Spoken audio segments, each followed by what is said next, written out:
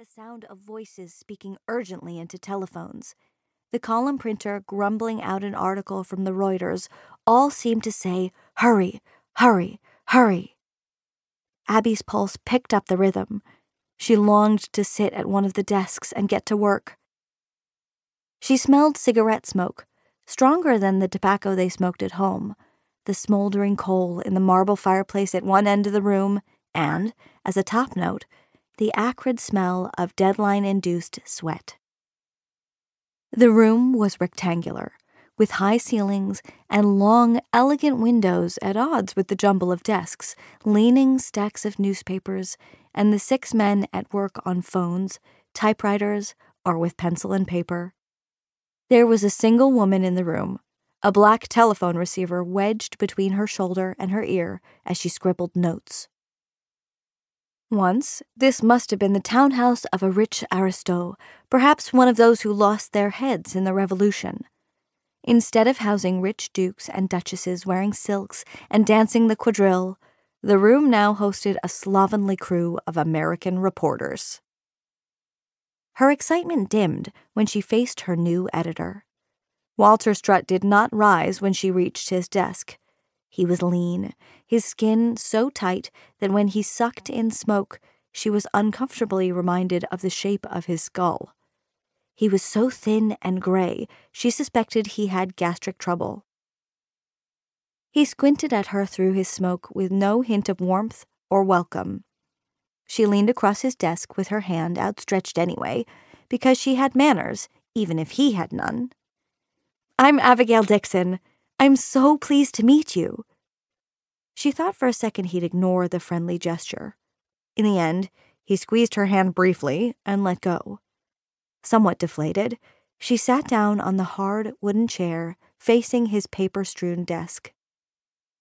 He didn't say a word, just picked up Uncle Charles's letter and glanced at it as though her arrival was a surprise, though she knew she was expected. "What are your interests, Miss Dixon?" he asked, finally.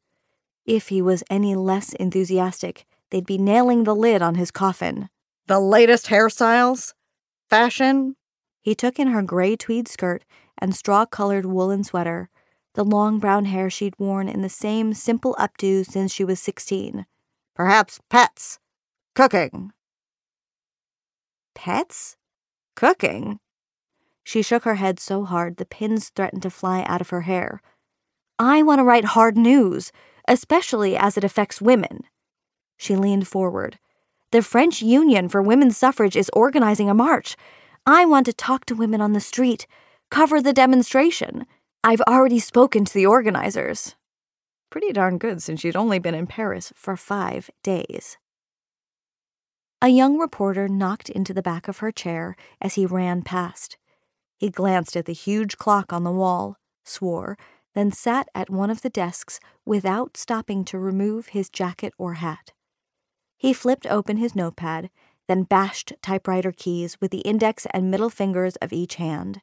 It sounded like he was lining up words and shooting them down with a Gatling gun. The editor lit another cigarette. "Miss Dixon, I appreciate your enthusiasm."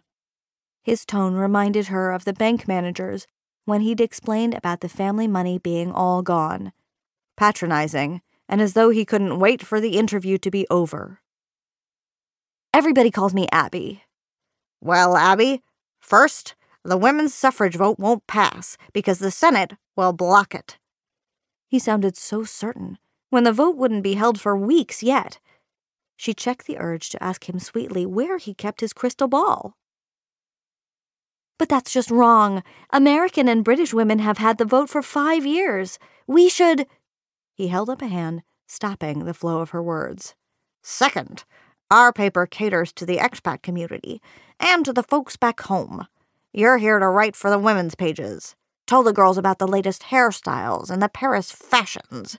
We have seasoned newsmen for the hard stuff." The seasoned newsman who'd just arrived got stuck for a word and knocked his fist against the back of his head so his hat wobbled back and forth. The Paris office was much smaller than that of its parent broadsheet, but she'd believed that meant more opportunity. She held her teeth